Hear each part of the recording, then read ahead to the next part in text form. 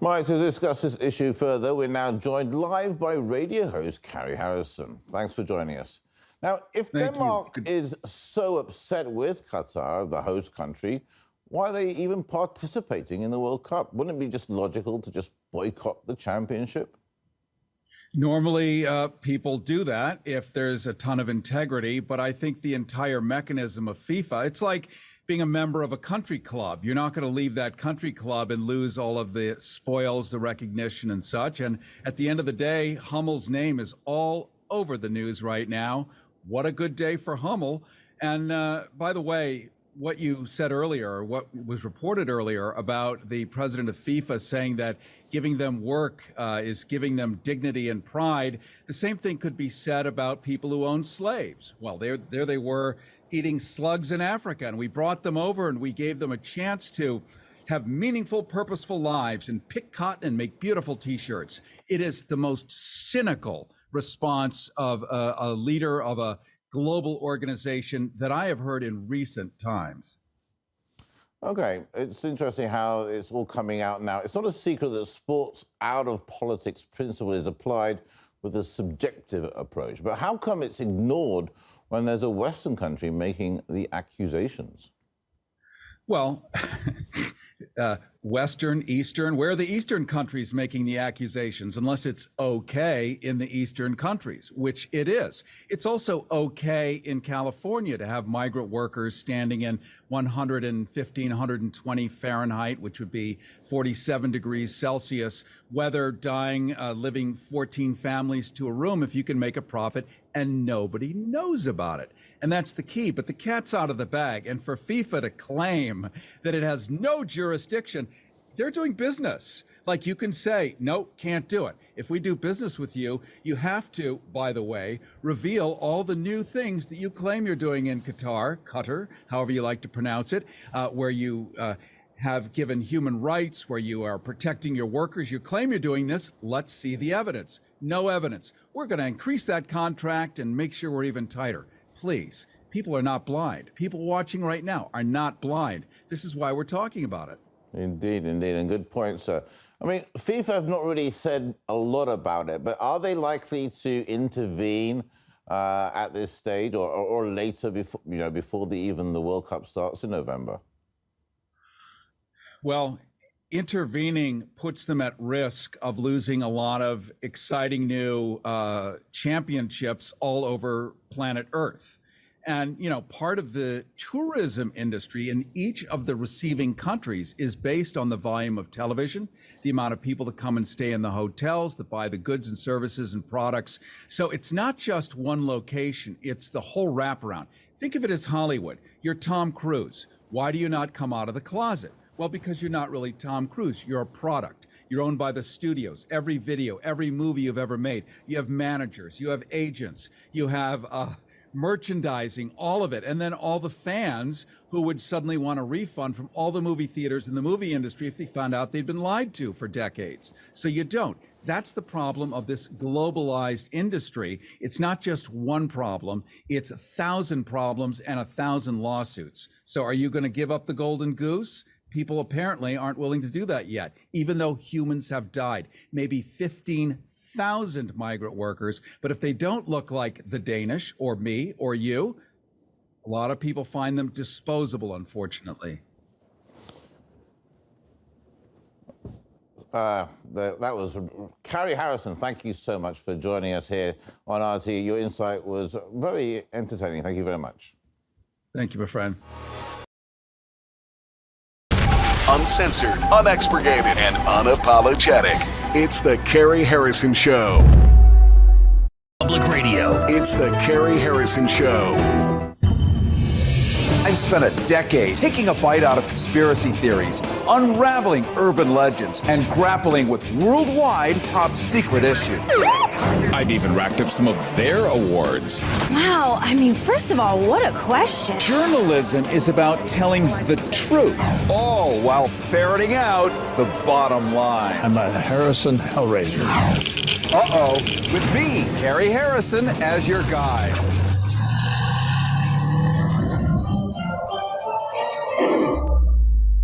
And It is the top of the hour. Cary Harrison with you, and this is a KPFK Fund Drive special where we're going to have some special people on today. Don't you love that? As opposed to a paradox that really isn't, or an irony that is non-ironic. Let me just compliment KPFK for decades of awesome service. Since 1959, which is probably the age of many people listening right now, this has been a cutting-edge, groundbreaking organization that has changed literally the laws that you and I are obedient to, like freedom of speech. It was George Carlin, who was on one of our sister stations in New York, who ended up creating the Supreme Court ruling, judgment, conclusion that freedom of speech and FCC could not punish you for saying what you thought was true unless you violated contemporary community standards, whatever that is, undefined on purpose. So the 7 dirty words, a make-believe idea, that's the kind of weak media assessment of it, but it wasn't that. It was more. It gave full freedom of speech. It also gave us the right to do satire, and get away with it on the airwaves and not be sued for libel or slander. If you're poking fun at a corporation, it's not like, if you remember in the late 1990s, when Oprah was talking about Korsakoff's brain syndrome or mad cow disease, and you got sued for disparaging the beef company, after, of course, a lot of people died. Well, you can do that if it's satirical. This is how Howard Stern shot through the roof. And it is your right. As an American, my opinion, Cary Harrison here. You can follow me at caryharrison.com and get my free newsletter at caryharrison.com, where stuff that I ought not say on the radio, just because maybe it's a little too colorful, is included in that newsletter, including historical tidbits like this that you're not going to get anywhere else. In fact, today, you're going to get stuff that you're not going to get anywhere else. Well, going back to who owns your tongue, you or the government? Why wouldn't you want the government to own your tongue? Well, just today relative, if you're hearing this as a podcast, let's just say within recent memory, within recent days, maybe a recent month or two, we had the government of Flint, Michigan, exonerated by the Michigan Supreme Court for killing all those people, lead poisoning people. If you're a government official in Michigan with a GOP running your Supreme Court, you can do no wrong, no matter who dies, who gets hurt. And that's a problem. That's why you don't want the government owning your tongue, because you never know who the government is on any particular day. Even if the government is your team, you can't be guaranteed that the next day your team doesn't get, well, let's just say a bunch of people dress up as elk and storm the Bastille, as we saw here on January 6th a while ago. Anything is possible in the land of e pluribus unum. This is why supporting KPFK is so critical. You could see a stream of this video. You'll see the guests that I have lined up, queued up today. Simply after this, going to our Facebook page at Facebook page, and you'll be able to see this. You can also go to caryharrison.com. You'll see the full video there. Attractive guest. If you like little eye candy, you'll love to see that. Why do you support KPFK? Because you don't have a place that offers such abundant and cost-free, other than supporting simply allows us to do it. Ability to say and think and feel what you want. Try finding that on AM talk radio. You're not going to see it. It does not exist. It cannot exist on purpose. Here on KPFK, we have unlimited free speech and free expression. When we do have call-in shows, rarer by the day, but we still do that. I like to do that now and then. I am censorship free. Let me tell you, whatever you think, whatever your perspective is, I need it because it's part of my continuing education. We have broken so many stories over the years. We gave birth to a Firesign Theater. This network is the first public radio network in all of human history in the United States, by the way. NPR came years later, and all they did was rip off what we do here. No offense to NPR, but they are a corporatized clone. We are still pure as the driven snow, meaning if you don't support us, we go bye-bye. And we are the last bastion of free speech, the last. Name a single radio station in any market in the US where we can talk about the stuff that we talk about here and present what we present here. You cannot, because they no longer exist. 10 years ago, when I was on Air America, we were able to do this kind of content. We were able to do it on a commercial station. We were able to do it with sponsors until Clear Channel, who owned all the stations we were on, decided to make us all go away overnight. And they flipped Air America. Some of you will remember Air America. I was on KTLK AM 1150 here in Los Angeles. We went from Air America to the Tea Party Patriot Network in one night. Bam, done, finished, problem solved. That is not going to happen here because you are awesome and you get that if you get rid of the one last place where you can have a free exchange of ideas as the founding fathers demanded, then it is truly over. And, you know, good luck. Good luck to all of us. Let's all move to Europe tomorrow. Oh, how do we pay for that? I'm not sure. So why move? Why not just stay here and support KPFK? You can make a donation of anything that fits your life, your lifestyle, your appetite, your ability, your capability, simply by calling 818-985-5735. Tell them you're supporting the Cary Harrison Show and that I've insisted, demanded, beseeched you. Please support KPFK. Throw $50 at us. Throw it at us. You will get it back in spades with hours and hours and hours of free programming with no commercial. You're going to hear perspectives, history, the Noam Chomskys of the world, Howard Zinn in replay. He's unfortunately been gone for some years now. Alan Watts, who's been gone for many years now, is more prescient, more relevant, more of a touchstone than he ever was as a groundbreaking, future-seeking disruptor of the day. Had a small queuing audience that were enlightened at the time. Now we all get it. He is our heartbeat. All of this stuff is brought to you by KPFK. You can go to kpfk.org, kpfk.org. You can make a secure donation there. Right click, bam, it's done. Bob's your uncle. We'll give you a receipt. It's tax deductible. This is an amazing opportunity for you to show up during the most difficult times. You heard just before this program, and I'll say just before, because who knows when anything during our pledge drives actually happen, because we rotate a lot of material. But if you heard Christine Blasdale, she was talking about finance, romance, your emotional health. All of this stuff does not exist anywhere else. You're going to get a tune-up in a full triangle, body, mind, spirit. And that's what happens here on KPFK when you call 818-985-5735 and make a donation. $25, $50, $100. I don't have a gift or a reward for you other than you get to feel good and know you did the right thing today. But I will next week have rewards, gifts, and cool stuff, souvenirs, if you will.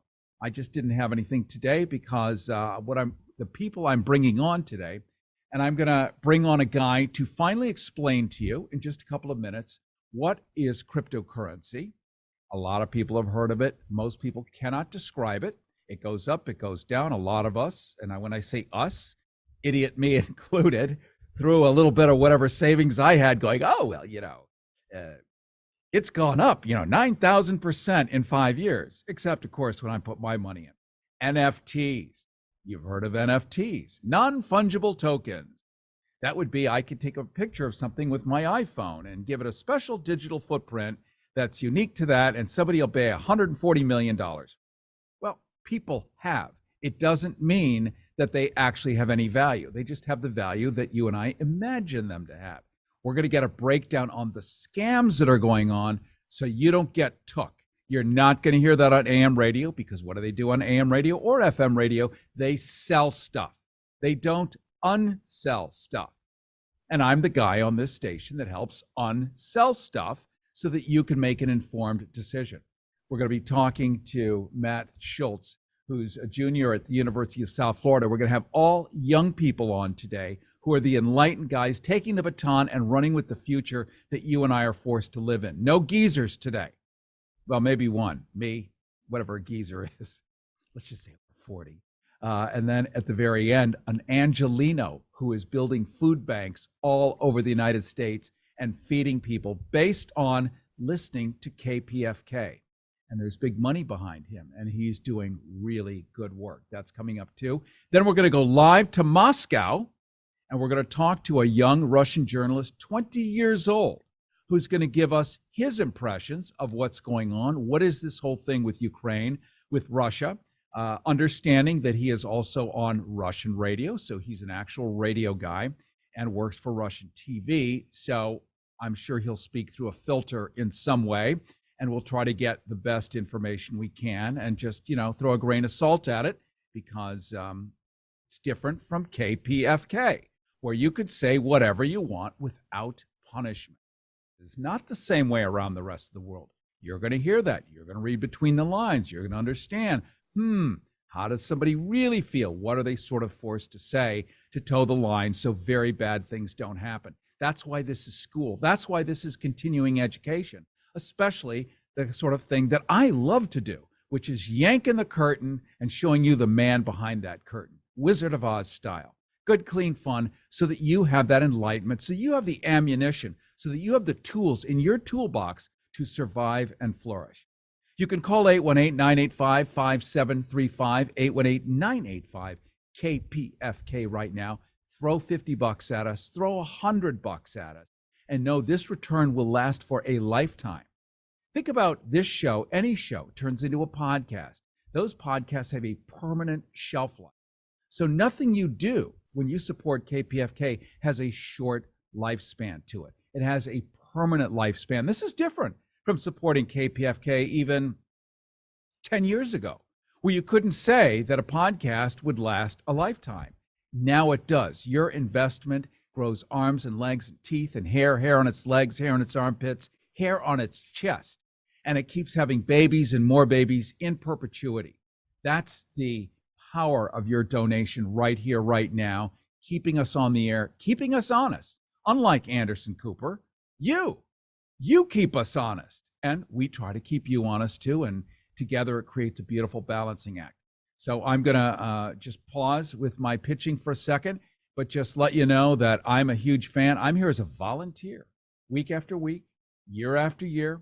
I do it. It costs me out of my own pocket, but it's important for me to do this. It's important to create and bring to you that which you could not get on your own. And if you've been in radio as long as I have, and in media as long as I have, you build a Rolodex so you can get people that other people simply can't get to. You wish you could get to. I wish you could get to, but if I don't share this stuff with you, then, well, as Donald Trump would say, it's a very badly thing. So I am sharing. I'm sharing it all as if it were a peace pipe of sorts filled with the tobacco of your choice. And there's a smile from Matthew Schultz, who we're about to bring on in 1 second. Don't forget kpfk.org for a secure donation of any amount. I recommend 25, 50, 100, 150 if you could do it. Because again, everything you hear, everything you see when you go to caryharrison.com or the KPFK website later, or you go to our Facebook page, you're going to see videos. You're going to actually see the guests. You're going to be immersed in this content more than just your eardrums, your eyeballs, all of it, your whole brain, your whole body. And it has a permanent shelf life, including on YouTube. So this is powerful stuff. This is a way we transmit nowadays in modern times than we have ever done before. I've been doing appearances on different news shows on TV, international TV, and I put the KPFK logo up there. Yeah, they got to broadcast the KPFK logo around the earth. And that is awesome. That means new listeners from around the world that don't have the luxury of free speech, free thought, dynamic conversation that we have, that we enjoy, that we take for granted, take advantage of. So that's the power of your support of KPFK. That said, we're going to jump right now. We're going to unmute Matt Schultz here. I'm going to ask him to unmute, click, click. And we're going to talk about cryptos, NFTs, and what you need to know. You've heard of cryptocurrency. You've heard of, Bitcoin and Coinbase. Maybe you can buy them there. I'm not sure what there means, but I've heard about it. NFTs. Oh yeah, I have an NFT. Really? What is it? Why? Yeah. So we're going to find out what that is and some of the pitfalls and sneaky business that's going on in the world that you may not know about, so that you can go in eyes open.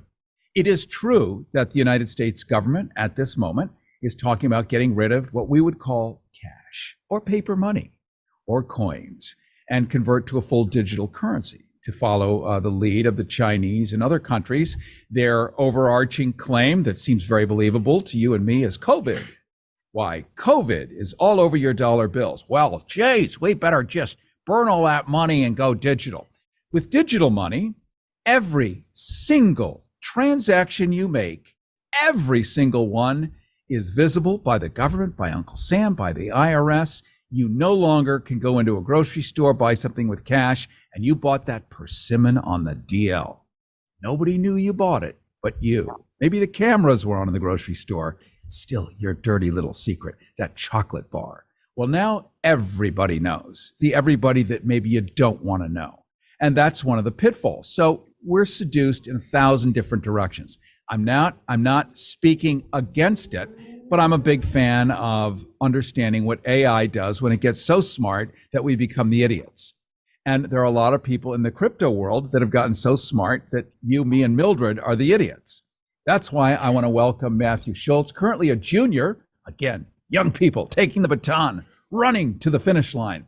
Junior at the University of South Florida, majoring in data science and analytics, and a research fellow at Identity Review's think tank. His jump into Web3, we'll find out what is Web3. I have the internets. Well, there's more than one. There's now Web3. His jump into Web3 started with becoming a blockchain researcher. What's blockchain? We're going to get into that too. Blockchain researcher and engineer, specifically working on NFTs and smart contracts. I thought all my contracts were smart. Wait till you find out. He currently spends his time researching gamification. That's gamifying or making into a game or a game-like feeling certain things that you and I do every day to make it more interesting, more compelling, and more attractive. Crypto compliance in cryptocurrency. What a novel idea. Regulation and startups. And with that lofty encomium, that huge tarmac for you to land your 747 of genius, Matthew Schultz, I want to welcome you to the Cary Harrison Show. Thanks, Cary, for having me on. It's a huge honor being interviewed by you. So again, I wanted to express my gratitude. Well, thank you. I'll take it. I'll have a double. I am glad you're here. And a lot of our listeners are going to be over 50 and 60. It's the nature of broadcast radio. This existed going back to the 1920s, so well before the internet. The series of tubes, as your grandmother would say, because that's what she was told by the government back in the 1990s, well before that. So a lot of people have grown up listening to radio, and we still do. It competes with podcasts and other things. I'm setting the stage for you because you're a young guy, you're at USF. So for you to imagine a time before the internet, really, where radio was it. So some people are older, so they don't really know what is a cryptocurrency. Let's start with that, Matthew Schultz. Yeah, so I think the best way I can describe what like a cryptocurrency or blockchain is, it's by comparing it to a collection of receipts. So an individual will hold on to a collection of receipts, and those receipts are interchangeable because they've already been processed by credit cards or any other form of payment. So relating this to a blockchain, an individual block is one receipt or a list of transactions. And then the whole blockchain would be the collection of receipts that are stored chronologically. Then cryptocurrency is then built on top of blockchains and is used as ways to offer payments for transactions and other goods and services. So I think that's a pretty good way to kind of break into it. Because like for me, I know it took me a while to really truly understand every aspect of it. And I think one of the beauty is it's an ever-growing industry, so I'm still learning. Okay, so that brings us, I'm just going to, badly regurgitate what you said. But basically this idea of blockchain is, it is a giant global filing cabinet with individual receipts. Each receipt is what I did, what you did, what Timmy did down the street. All of us have an individual, let's say, digital footprint or digital receipt. And that makes each one of us unique, and it all can be categorized and traced and searched. And it doesn't get confused because they are truly unique, as would be an individual receipt with your ID, your transaction number, the date, and the hummus that you bought at Trader Joe's. Yes. Am I close? Yeah, no, I think that's very good, good way to sum it up. I think just kind of for your listeners' sake, just the extra layer, the extra sauce I may say, is that these are cryptographically sealed. So these blockchains use very advanced computer algorithms to make sure that your privacy is protected, and so that's where this whole revolutionary idea is coming from and why it's so popular, because we have major companies, holding all of our information, and they can do whatever they want with it. They may say they may not sell it. That's honestly a lie, but let's just go with what they say. Yeah, trust. Don't verify. Trust. But actually, we're going to talk about the verification in just a moment. Cary Harrison here with you. This is the Cary Harrison Show on KPFK 90.7 FM in Los Angeles, streaming all over the planet. I make appearances all over the joint too. And I love bringing on especially young voices because they are taking over the future. And we end up being an echo chamber if we just kind of recirculate the same old stuff, thinking life is going to change. Well, if you're stuck on this planet for 80 more years, you really do want life to change. And guess what? You're doing it. So I want to hear what they're doing as they take over. You'll hear someone like Matthew Schultz, currently a junior at the University of South Florida. Very smart. He's on it, and he's helping you and me understand stuff that seems ubiquitous, commonplace, normal to talk about, but many of us couldn't explain it if our lives depended on it. Matthew Schultz, let's talk a little bit about NFTs, another term that people, nod and sip their Starbucks or whatever, and oh yeah, NFTs. Yeah, I'm going to make one and make millions of dollars. So true, false, somewhere in between.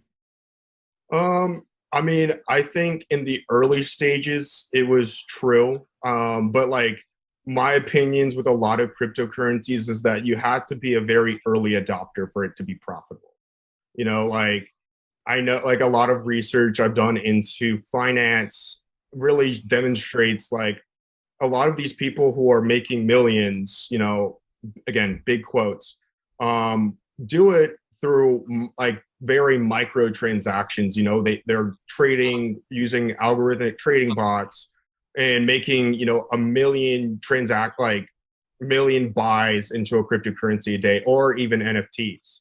And so kind of leading with that, like an NFT is a step above a cryptocurrency. It's so. But I want to go back to the concept of smart contracts that you talked about earlier. And so at a very basic technical level, a smart contract is just a way to program like a blockchain. So like you can build existing infrastructure on top of it. And NFTs are one of those examples. So they're just programmable, like a programmable aspect of the blockchain. I'm going to jump in for a second, Matthew Schultz, and just reintroduce you since, as Dorothy said in The Wizard of Oz, my people come and go so quickly here. It's called driving, commuting. So we're talking to Matthew Schultz, currently a junior at the University of South Florida, majoring in data science and analytics, or data science, if you're a Star Trek fan, and a research fellow at Identity Review's think tank. His jump into Web3, that would be the version 3 that we're now living in, started with becoming a blockchain researcher and engineer, specifically working on NFTs and smart contracts. Currently spends his time researching gamification, crypto compliance, regulation, and startups. Don't we all do that for like on our free time? Matt, I'm getting an angry tweet here. So what's an NFT? My bad.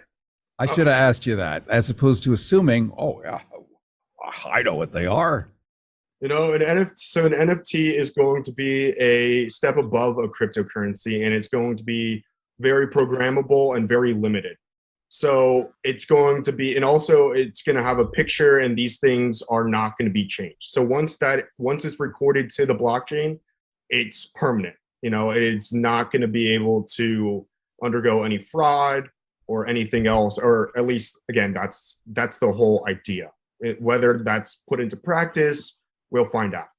So let's jump down again, a beautiful little rabbit hole. Let's give an example of what is an NFT, because I think it's still not clear to a lot of people. I'll use an example myself. You can elaborate on it. So a classic NFT might be a unique, let's pretend Salvador Dali were still alive. Actually, we'd all love that, wouldn't we? Let's pretend he were. And he makes a special painting just for Matthew Schultz, just a special one, does his portrait. And there's only one. And he puts it on the market. Everyone likes Matthew Schultz, or now we all know what he looks like. We all like him.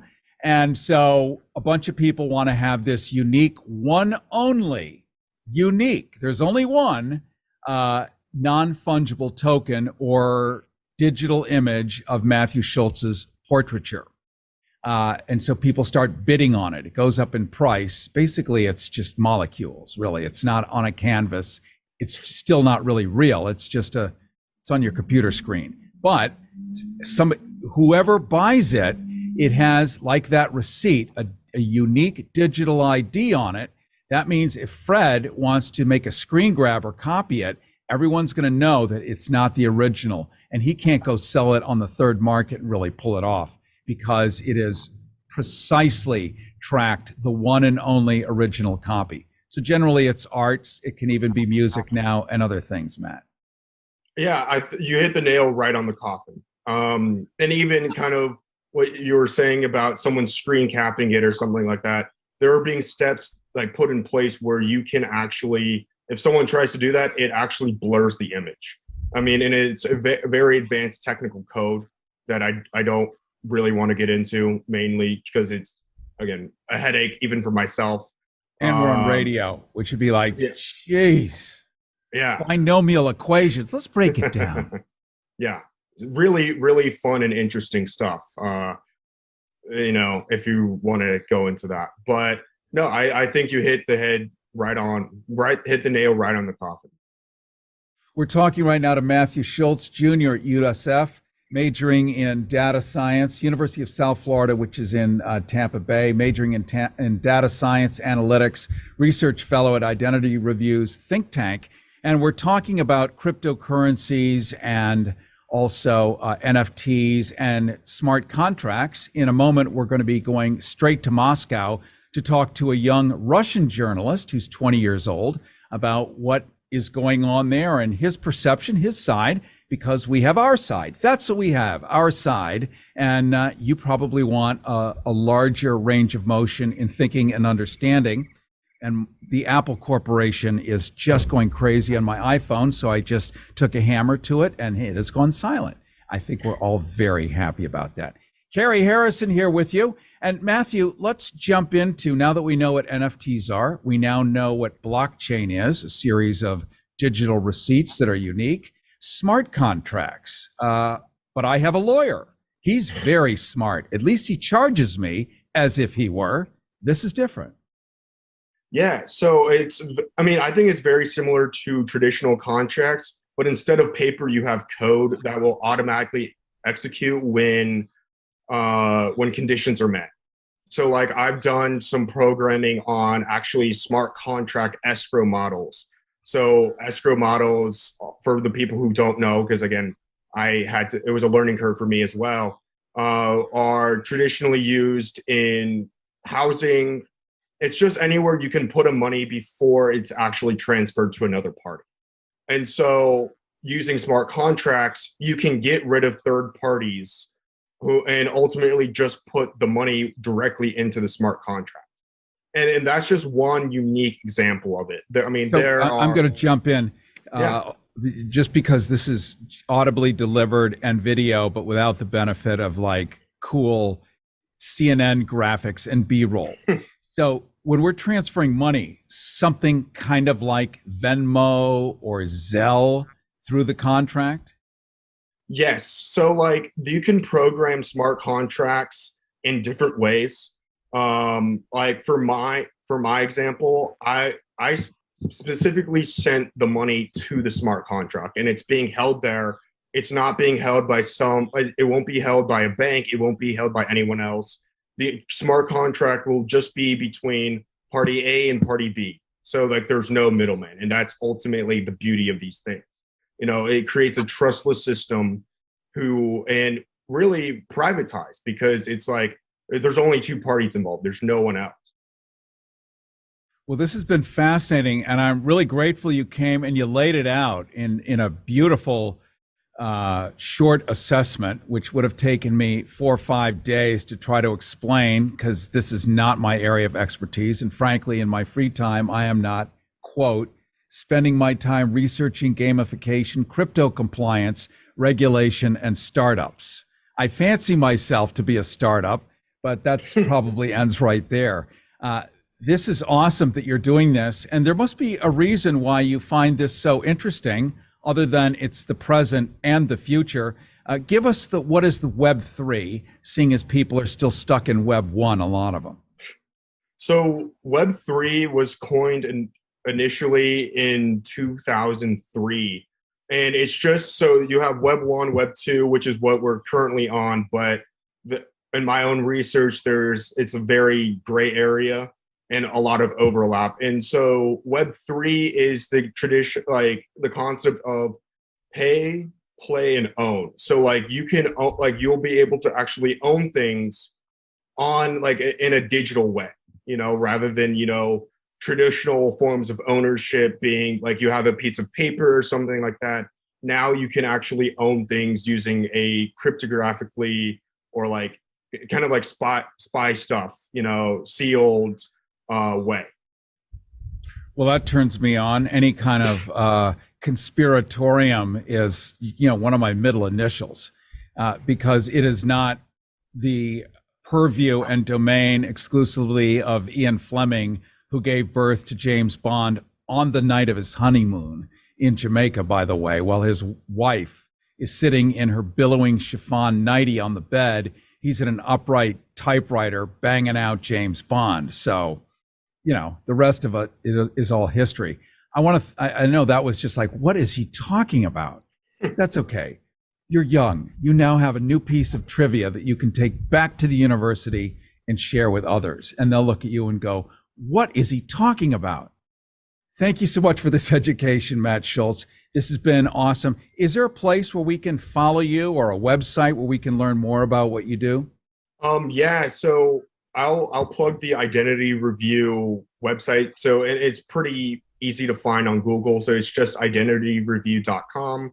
And you can find me on Twitter or LinkedIn. And I'll start posting more on LinkedIn as I do more research. Because my general goal is to actually help people learn about this. I know I had a large learning curve. So any way to make this information more accessible and more disseminable is my ultimate goal.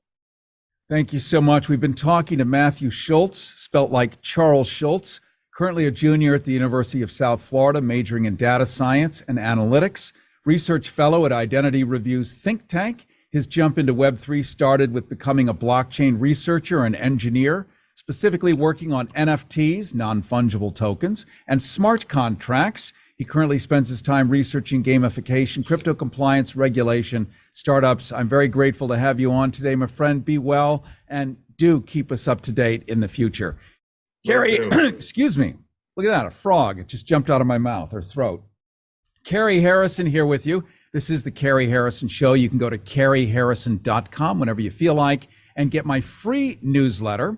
And in that, you're going to get this kind of stuff, but a much deeper dig, lots of cool stuff that you just don't have time on the radio to do. So I want to make sure that I can service you back as you service KPFK. What a good moment to take 30 seconds, how about a minute and a half, and plug KPFK. We do incredible work here. We try to be as creative as possible. We bring you voices that you would not get otherwise, just like this incredible analysis that you just had of what is Web 3.0, what is, 3.0, it feels like 0.3 to a lot of people. What is cryptocurrency, what are NFTs, what is gamification, all of this cool stuff. So you now have a little handy little suitcase of knowledge where you can walk around and be fluent in it. And even if you want to dabble in that world, which you will not be able to avoid in the very near future, at least you have a primer on what that is. That's what we do here. So you can call KPFK right now and make a donation of your choice. Make one for 25, make one for 50. That's a beautiful number, 50. Double it, it's 100. And remember, when you make a donation to KPFK at 818-985-5735, 818-985-KPFK, or to go to kpfk.org and make a secure donation there, it has a permanent shelf life. Unlike 10 years ago, as I said earlier, it went out over the radio, done, that's it. Didn't hear it, didn't happen. Well, everything we do is rendered into a podcast. That podcast is a permanent shelf life because I stream video with every single show, and you'll be able to see this and our guests, including our upcoming guest live in Moscow, 20 years old, a journalist, in just about a minute and a half. You'll be able to see a permanent shelf life on YouTube, on Facebook, as an audio podcast. So when you make a donation, your donation has legs. It has children. Those children have grandchildren. It has a permanent shelf life. So you're not giving for a one-off. You're giving for the future in perpetuity. It is an unbelievable way to give. Again, $50, $100. It is worth it, and it is tax deductible. 818-985-KPFK, 818-985-5735, or go to kpfk.org. We're going to jump right now live to Moscow. We're going to talk to a 20-year-old about to become 21, which would make him legal to drink in the United States. I'm sure it's probably 14 in Russia. He's still 20-year-old, Russian journalist by the name of Mark Luzhkovye. Did I say that right, Mark? You nailed it, Cary. Thank you. Thank you. All right, nailed good. it. Good. By the way, 18, the legal age to drink in Russia is 18. So, yeah, it's kind of a stereotype, but not an offensive one for me. So, yeah. Well, let me finish my introduction here. Mark Luzhkovye, started working as a journalist when he turned 16 and has had his own radio show on the Russian radio station called Media Metrics. He's worked for Russia's main TV channel called Pervyi. Did I say that right? Channel 1, basically. It translates Channel 1 or First Channel, as you like it. And also works at RT International. So he's a real radio guy, and how fun to bring on other radio people in other parts of Earth, particularly where your part of Earth, Mark, right now is being painted in a fairly bleak way, I would say, by all of us over here. And likewise, your country's probably not painting us as being the friendliest, most reasonable folks either. That's why having you on is awesome, so that we can all have a wider range of motion in our understanding of where people stand and why. First, one of the things that we celebrate here in the United States, and my family were signers of the Declaration of Independence and framers of the Constitution of our way of life. And one of the things that we love and adore here is this idea of freedom of speech. It does happen here on this radio station. It does not happen on every radio station in the United States because they will just make you go away, or you'll have an accident or whatever. Talk about freedom of speech in Russia on broadcasting, because people here don't know. Okay, so first of all, as you have said, you have different approaches to, dealing with foreign policy and depiction in each other. It's a historical issue, obviously, because Russia and America, we had a long history of geopolitical rivalry, and that's why in America there is a certain stereotype on Russia, ex-Soviet Union, and of course in Russia there is a certain stereotype of United States, but concerning the freedom speech issue in Russia, we have certain topics that are undiscussable, such as, for example, the Second World War, we can't just we have certain laws which prohibit us from talking about how Nazism were good, essentially, just like it's happening today in Ukraine. We'll come up to that later, essentially. But some topics here, of course, are not really welcome. Just as in the United States, I hope it's an obvious issue because, every country, despite its having, most of the countries have freedom of speech in their constitutions and yada, yada, yada, but we all live in a real world, and we all understand that some topics are not really welcome to be covered. So basically, you can't just go to CNN or CNBC in United States and talk about Jeffrey Epstein didn't killing himself, and just like that, you can't come to Russian state television and speak certain points that are discrediting a Russian army, for example, which is currently operating in Ukraine, as official government quotes, to denazify and to demilitarize this country. So yes, there are certain topics, and some media is also being labeled here as foreign agents legally, just like in the US. I believe you have the same legislation on that part. So yes, if some media decides to, choose some kind of a position which, for example, defamates Russian forces operating, serving, protecting its country, then yeah, they'll be labeled as foreign agents, which I think personally is a great idea because, when you have an active military conflict in your country, you have to stand up by your country, essentially. Well, that's certainly what countries do, period. And the people that live there at the end of the day get frightened because if they don't, then they have nowhere to live. There's a whole lot of background thinking. And I want to compliment you. I'm going to say your name again and do my best, as I did in the beginning, to pull it off correctly. Mark Luzhkovyi, who is in Moscow, 20-year-old Russian journalist. And we're featuring right now something that you're not going to hear anywhere else.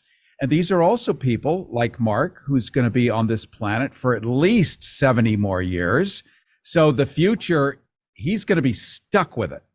A lot of people, many people listening right now might think they've got not that many more years to go. So it's not my problem. But if you have children or grandchildren that are Mark's age at 20, he's going to be 21 shortly, he wants to live in a better place. And he's also telling us the viewpoint of his country so that you get to hear it. He knows the viewpoint of our country because the viewpoint of our country is the viewpoint throughout all of the West. But we don't often get to hear what do they say. And I will ask about denazification because I can hear you all going, ask him about that. So Americans are like, come on, denazification. But there is actually a basis historically of the U.S. having funded in Ukraine some independent militia groups that were neo-Nazis, for real. Is Ukraine overwhelmed with neo-Nazis? Probably not, seeing as the leader of Ukraine is Jewish. I mean, a lot of it sort of doesn't add up. And we don't need to get into geopolitical wrestling because it puts you on a spot which, you and I are having a trusting conversation here. But for the sake of enlightenment, can you at least shed a little light on denazification? Because people really don't get it. Of course, I understand the concern and I appreciate your audience and you for asking. So let's get this straight. First of all, about American funding of Ukraine. Just recently, President Biden has approved another financial and military aid package for Ukraine, which includes $625 million and also 4 HIMARS rocket system launchers, and also a new Congress legislation with $20 billion is coming also to be sent to Ukraine. About the denazification part, look, basically what you have to understand about Ukraine as like a regular American who isn't really concerned about this Eastern European business. Ukraine is a very diverse country. It's like 2 countries inside one country. First of all, we have Western Ukraine, which historically was a part of Poland, then later Austria, Hungary, and it always felt more close to Europe, to Western world. And those parts of Western Ukraine, which were occupied by Nazi Germany during the Second World War, there were actually some militias of collaborants who massacred local Jewish, Polish, and Russian population. And many of these people were pardoned actually after the war, and some of them were having this kind of guerrilla warfare against Soviet troops even after the end of the Second World War. And we have Eastern Ukraine, which is mostly Russian speaking, which is Orthodox, while a lot of people in Western Ukraine are Catholic. The religious moment in this conflict is also present, of course. This country was always, as a partly Ukrainian myself, I can say this absolutely sure, that this country was turned down between two directions of where to go. And in 2014, there was a presidential administration, which tried to balance things out. It tried to remain friendly with Russia, to secure much more cheaper gas prices than regular market ones, to have natural resources in their country. Are you talking about Donald Trump? No, I'm talking about President Yanukovych he was ousted by protesters supported by EU and United States, even though there were guarantees of between presidents, between opposition, and between Western world. They basically guaranteed that the opposition will not use violent extremist methods to overthrow the government, but that is what happened essentially. And then the country has degraded to a civil war situation, which was present until 24th of February, when Russia intervened to the situation. So yes, there are some neo-Nazi battalions there, such as Azov, Tornado Battalion, Kraken Battalion. They're active neo-Nazi people. There are also moments about, in most of the cities in Western Ukraine still, from now on, have at least one street named after Stepan Bandera or Roman Shukhevich, which were officially recognized and sentenced to death by different courts. Nazi collaborators, which were imprinted in Holocaust and different crimes against humanity. So they are not shy of it. I'm going to jump in for just a second because people drive around and we all forget who we're listening to. So part of my job, and as a radio guy, is to do what we call a reset. Let people know we are live in Moscow right now, or from Moscow, talking to 20-year-old Russian journalist Mark Lushkovye. Mark started working as a journalist when he turned 16, has his own radio show on the Russian radio station Mediametrics, has worked for Russia's main TV channel, and also works for RT International. We're getting a perspective from a young journalist of what this is all about, plus some backstory and history understanding that anybody in any particular country does have to speak through a certain filter, just as I have to speak through a certain filter when I'm talking to other countries. Otherwise, they're never going to invite you back. But you try to work in as much as you can so that people can read between the lines. And that's a hard thing to do, isn't it, Mark? As I also compliment you on your impeccable capability of speaking English the way you do. I mean, you speak it better than a lot of people I know. So my hat's off to you. It must be a genetic thing, as Noam Chomsky would tell us, the father of modern linguistics. But congratulations to that. I know it took a lot of hard work. But back to journalism and trying to sneak the truth out without getting in trouble. That's difficult, isn't it? Of course. By the way, some of the Noam Chomsky's lectures are dope. I watched some of them on YouTube and still do sometimes. He's a really, really profound professor, which I admire as a guy who likes to study. About Ukraine issue, you see, there were actually massive protests in 2014 when the crisis initially has began in a lot of major cities in Ukraine by Russian population, which wanted to secede from Ukraine because, as you might know or not know, I'm here to educate most of people who don't know.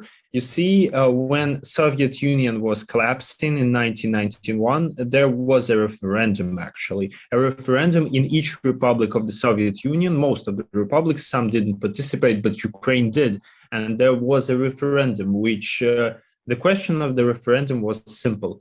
Do you wish that your republic will remain in a new Soviet Union, which would not be Soviet, probably would not be communist, most likely would be capitalist, but like a United States with cultural and political and economic and military ties? And 71% of Ukrainian population actually voted yes for that. They wanted to be a part of a United States together with Russia and together with Belarus and other East Slavic states. But when Soviet Union was collapsing, there were like some of agreements in Belovezhskaya Pusha. That's a place in forests of Belarusia where President of Russia, Belarus, and Ukraine, they basically ganged up there, drank a lot of vodka, and decided to split the country because they needed to topple down Gorbachev, who wasn't really fond of them ruling by themselves. And they needed some kind of a de jure act to secure their position as leaders of an independent state. Yeah, and there was a famous coup that went on back then to overthrow Gorbachev. The history is fascinating and honoring the time, and I apologize if I sort of have to rush here, but we have one more voice to bring on at the very end of the show here. We're talking right now to Russian journalist Mark Lushkovyi. See, when I say it faster, it sounds like I actually know how to say it, rather than in 20 syllables. He is live in Moscow right now, 20 years old, about to become 21. A Russian journalist who you can hear is highly educated, speaks English impeccably, and is like awake and alert. And we love that. And it's important to bring on young voices as they are taking over the world so that you can meet the people who are carrying the baton. And it's not just a bunch of like white-haired geezers, you know, doing the same old canard. So it's important to give them a voice, because guess what? They're not on anywhere. They're not invited on CNN. They're not put on television. They're not put on radio. Just like teenagers who actually understand everything and see without the BS, because they haven't become cynical and jaded yet, they're not old enough to vote. And you don't, because they can't vote, we come up with a reason we don't want their voices on there, because they will tell us the truth. So we're getting some honest, straightforward perspective here. And let's finish, Mark, about the future of Russia, because nobody knows over here. we believe that you guys are sort of eroding because of the financial sanctions and such. But from your side of the story, I'm saying Russia, you're also part Ukrainian. Things don't appear to be as bleak. What's your assessment? Well, as you've said, the things don't appear to be so bleak. The situation is not that dire for the Russian economy. Most of the Western companies that sanctioned Russia initially, they've just did a little bit of rebranding, but stayed here. So basically, we now don't have McDonald's, but we kind of do, because it's just changed its name. It's changed, kind of changed the design, and the names of, top burgers, they're called differently, but it's like the same stuff. And a lot of Western companies did the same. Actually, the dollar worth, like if you would trade it for ruble, is lower than before the war. So Russian economy is doing kind of fine. Yes, I don't experience any financial troubles myself, just as a lot of my compatriots, my friends, my family. The pensions for older people still come. And, since we have partial mobilization for people who have already served in the military in the past, they get actually a lot of money for participating in special military operation. They are treated very fair. And the country has money for that. The budget can allow it. So no, I don't think that Western sanctions have impacted the Russian economy or Russian military or Russian plans in Ukraine. The only thing that can impact future today is decided on the battlefield. And I assure you that our guys, which I have a great respect for, are doing their best to secure a peaceful future for the people of Ukraine, for the people of Russia, and for Europe, which is right now dealing with the largest military conflict since Yugoslavia, and not only since the end of Yugoslavian conflict, but since the end of the Second World War. We're going to have to stop there, Mark. We are regrettably out of time. I also appreciate that you're part Ukrainian, part Russia. It's a real conflict for you. I mean, internal, external, all of it. We've been talking live in Moscow with 20-year-old Russian journalist Mark Lushkovyi. Mark started working as a journalist when he was 16, has his own radio show on Russian radio station, Media Metrics, working for Russia's main TV channel, also RT International. Thank you so much for joining us today, Mark. And I appreciate your generosity and kindness in giving us your insights and observations. Appreciate it. Have a good broadcast. Thank you. Thank you, my friend. Thank you so much. Cary Harrison here. Just a final wrap to remind you that supporting KPFK, supporting free speech, supporting us being able to bring you voices you would never ordinarily have access to is worth everything. Please call right now. Pick up the phone. Dial 818-985-5735, 818-985-KPFK, or go to kpfk.org. Put in $50, $100, $150, whatever you can, and support this in perpetuity. Your one donation will last pretty much forever, thanks to the digital world. Also go to CaryHarrison.com, C-A-R-Y. You could just Google Cary Harrison and get my free newsletter where you're going to get a lot of behind the scenes stuff, which of course is my favorite. I appreciate all of you, and I look forward to seeing you next week. This is the Cary Harrison Show. CaryHarrison.com. Like NPR on acid. Joining us live now to go further in depth on this is radio host Cary Harrison. Cary, it's great to have you on the program today. Now, we know that Washington funded the Contras in Nicaragua in the 1980s to destabilize the nation's government. Do you think the U.S. continues to use proxy forces in a similar way today? It's quite possible, though we don't actually have firm evidence. And I would also add that pretty much every country does whatever they can to frustrate anybody else's lead over them, whether it's China, the United States, whether it's Russia. People seem to not care when they're at the top and they run things. Those of us down here, the little upright mammals, we get concerned about this stuff because it affects our lives. Absolutely. Once those prices start skyrocketing, that certainly affects the general public much more than the politicians in office. Now, Russia's Security Council has hinted that there are similarities between the Washington-sponsored attacks back in 1983, which targeted Nicaragua's oil facilities, and the events of today. What do you think he meant, and are such comparisons fair there, given everything we know so far?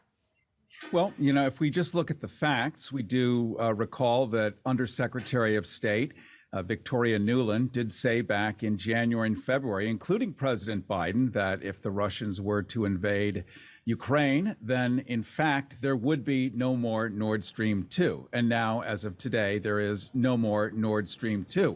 Asked by a reporter at the time, including covered by Der Spiegel in Germany and Deutsche Welle, how are you going to do that? And President Biden said, we'll just do it.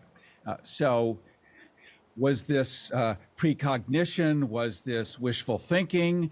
It's turned into a reality. So it's hard to separate the United States entirely from monkey shines, let's say. Now, there seems to be a little bit of back and forth over who could possibly benefit from the damage that was done to the Nord Stream pipelines. Yet we hear from the Biden administration saying that no one would benefit from sabotaging Nord Stream. Do you see that that's true, especially given everything that we've heard from the same administration so far in regards to the pipeline? Well, actually, everyone benefits from the damage of every pipeline except, again, us, the people down here. The owners benefit, prices go up.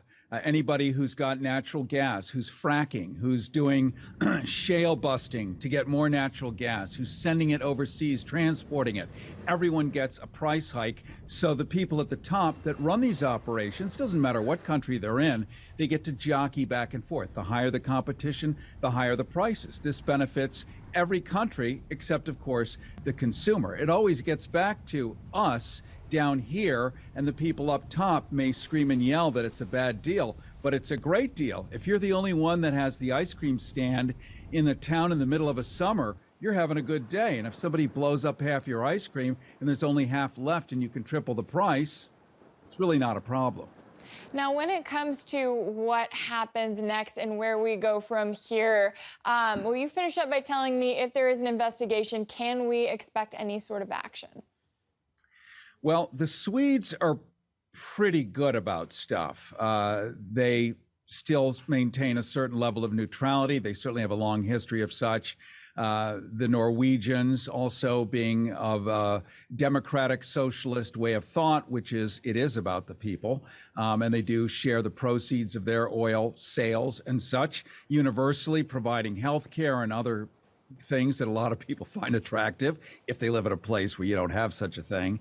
I would like to think that the Swedes are actually quite interested in finding out this problem, since they are on the bad end of not getting things like heat in the winter.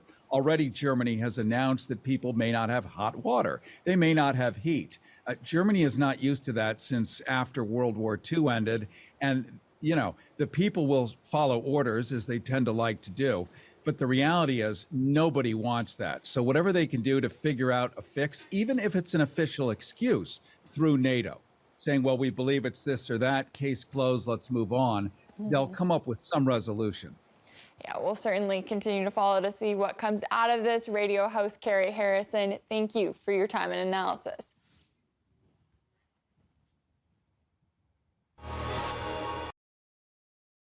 Are you moving cross-country? You've heard the horror stories about some moving companies. Rude employees show up who aren't careful with your valuables and may even lose them. Then, after their poor, unprofessional service is complete, you get to pick up the pieces while moving into your new home. At 1-800-PACK-RAT, we've got a much better method. You start by calling us for your free no-obligation quote. When you're ready, we'll drop a container off at your location. You pack your valued possessions at your leisure. They stay safe at your home. When you're ready, just call us. We'll pick it up and give you a schedule date of when your furniture and possessions will be at your new home. Our all-steel portable storage and moving containers ensure your items are safe and secure, because our top priority is providing the best customer service in the industry. Call 855-348-4699 now for your free quote. That's 855-348-4699.